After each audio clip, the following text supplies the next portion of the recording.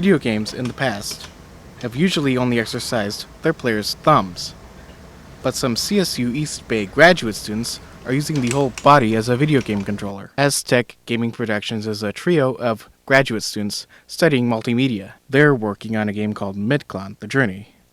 They describe it as a revolution in game design. This project here is based on the Aztec myth of afterlife. The afterlife where when you died, you have to prove to the gods that you were worthy of going to heaven. So you have to conquer 9 trials. The object of the game is to complete all the trials without dying, so you can ascend to the heavens.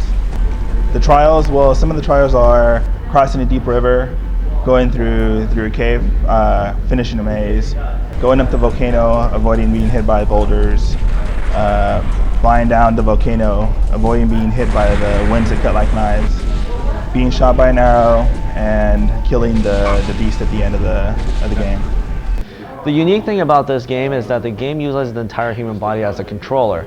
Today we already see a lot of people playing video games by just in the sitting position. You're sitting holding a controller, and that's all you really do. The controller doesn't react to how the controller moves. So if you move the controller up, the game is not going to do anything. It isn't until recently, with the release of the newest consoles like Nintendo Wii. Nintendo Wii has a great controller that we actually are utilizing in the project, but the controller is not only wireless, but it translates the position of the controller to the video game. So like say if you're playing a driving game and you move the controller to the left, you're actually going to turn left. So we're already starting to see the beginning steps of having the human or the player become fully immersed in the video game. Players are suspended in the air to give the sensation of flight. Special goggles track head movements. Sensors in the floor keep track of players' leg and arm movements. The game uses the Unreal Engine, which many other popular games are based on. Well, the Unreal Tournament engine there's the layer that deals with the bits, which is all the images, all the audio.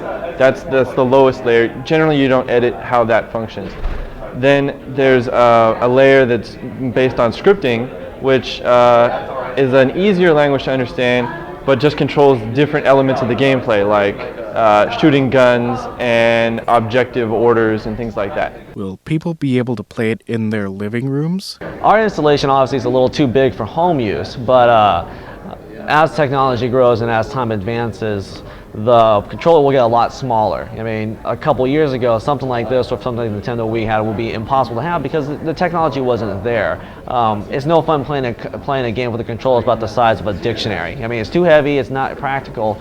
To have this in your home, highly impractical, but the technology of having it translate to a smaller version is definitely there, and we are starting to take trends toward that position right now with the bigger companies. From Hayward, I'm David Deloney.